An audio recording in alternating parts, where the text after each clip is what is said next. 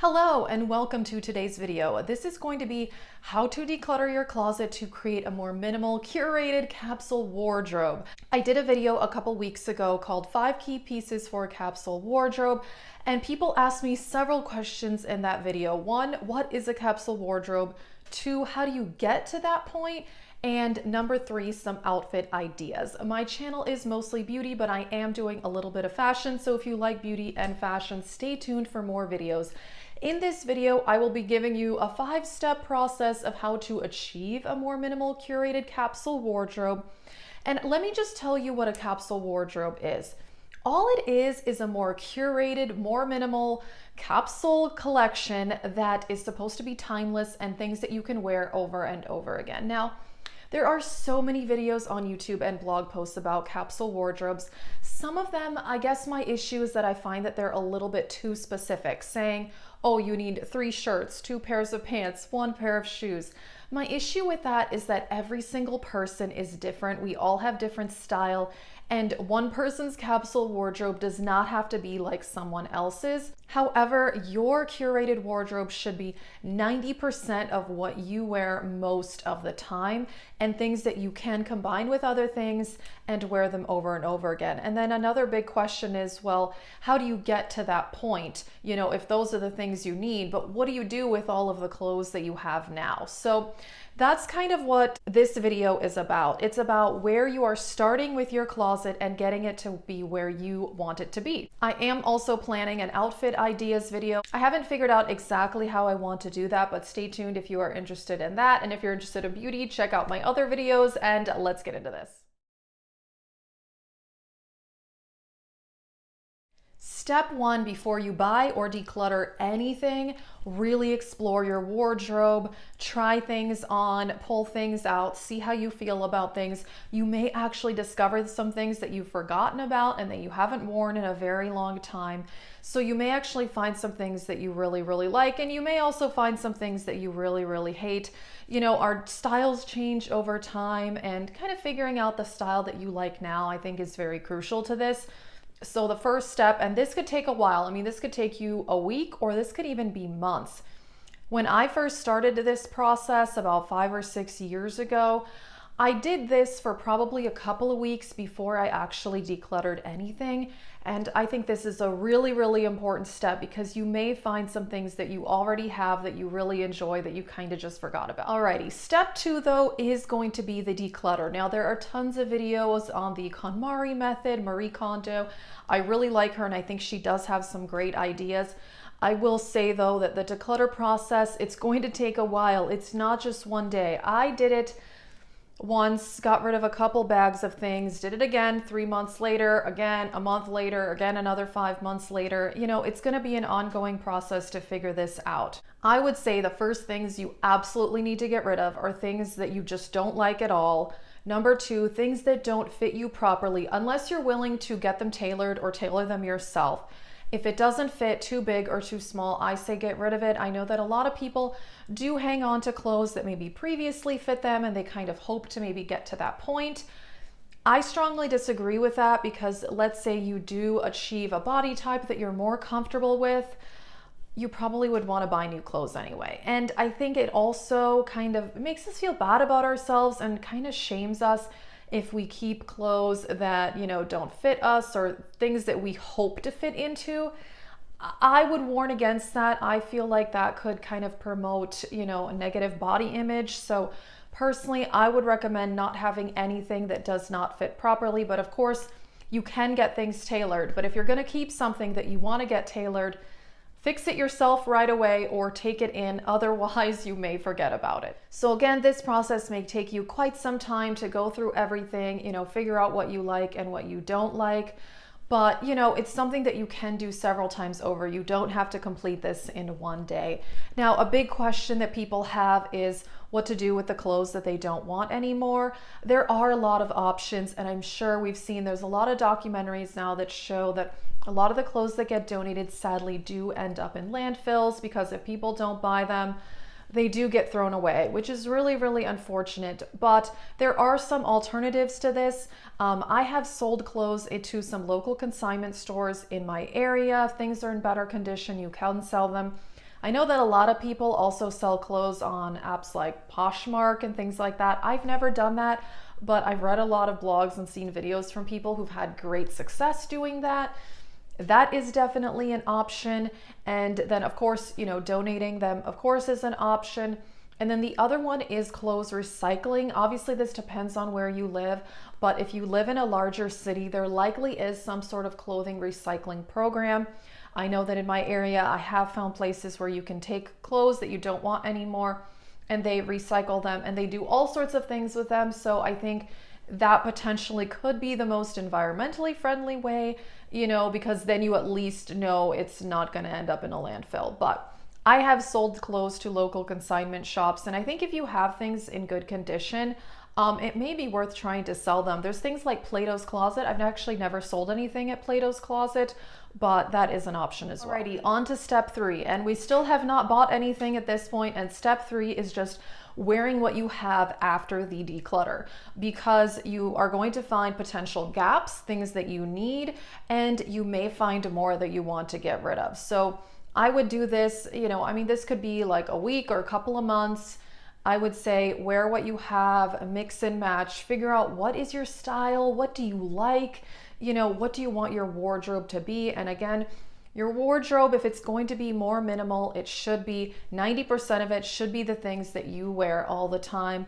And I gotta say that this was a big mistake that I made in the past, where my wardrobe was like 50% like dresses and high heels, things that I thought were beautiful, but I never wore that. My style is extremely casual. I am someone who loves jeans, and maybe I'll spruce that up with a blazer or a sweater, cardigan, things like that. But I like to be comfortable, and a super dressed up look is really not me at all. And I would buy things that I absolutely loved and thought were beautiful, but then I wouldn't really wear them all that often. And so that I just, definitely is kind of a waste. So make sure that your wardrobe is mostly the things that you wear over and over again, which really is what having a capsule wardrobe is about. It should be things that you can wear over and over again, combine them together with other things, and get multiple looks with fewer items. So see what you have, really explore. You're going to potentially find some things that you're missing,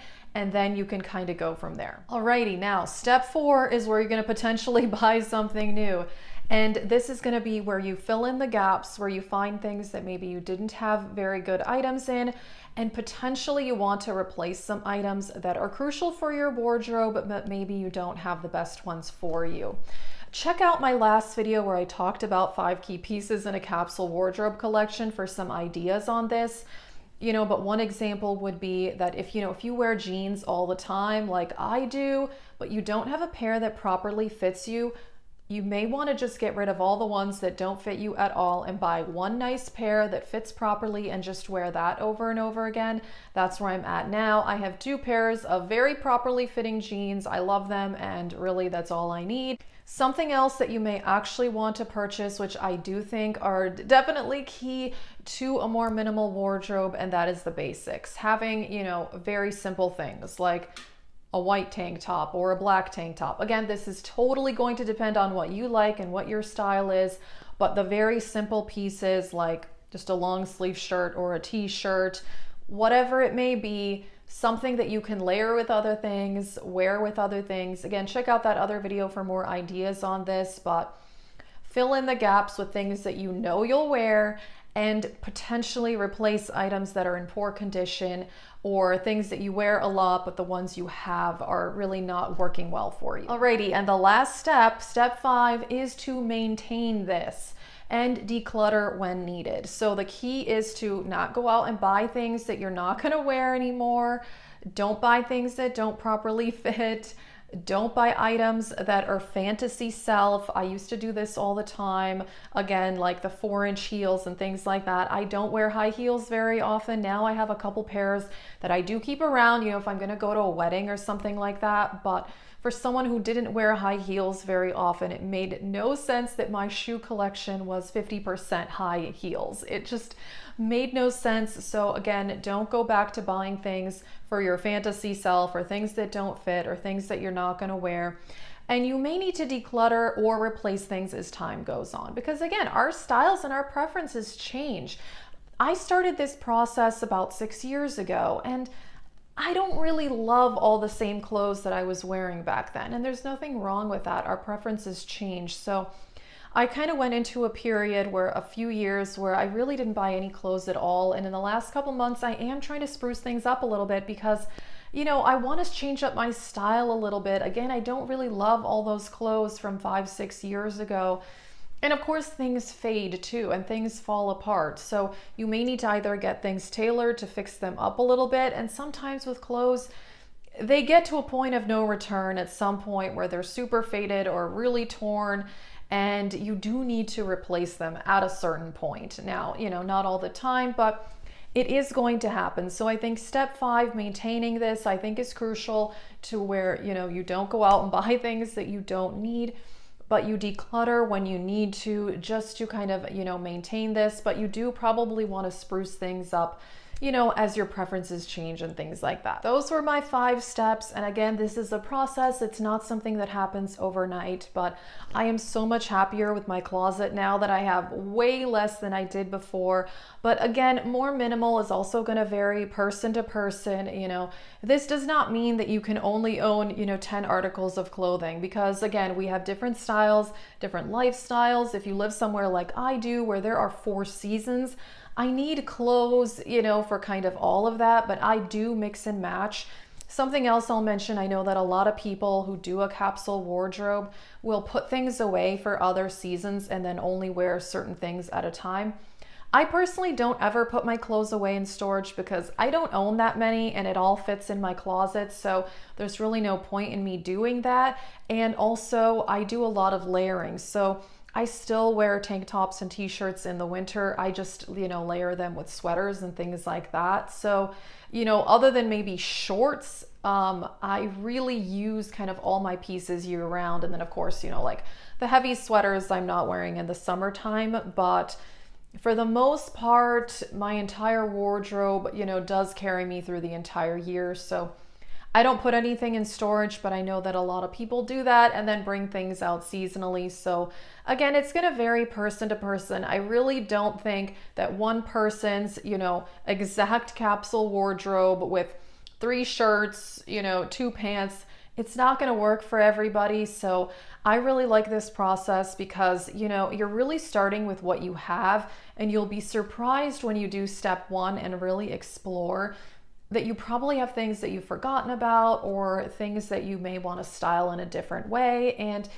you may not have to buy much to get, the curated wardrobe that you have. You may be surprised with what you already have. And I will say that after the declutter process, you see things in a new light. That is for sure, because definitely for me, less is more when it comes to clothing. And of course, that's saying, a closet full of clothes, nothing to wear.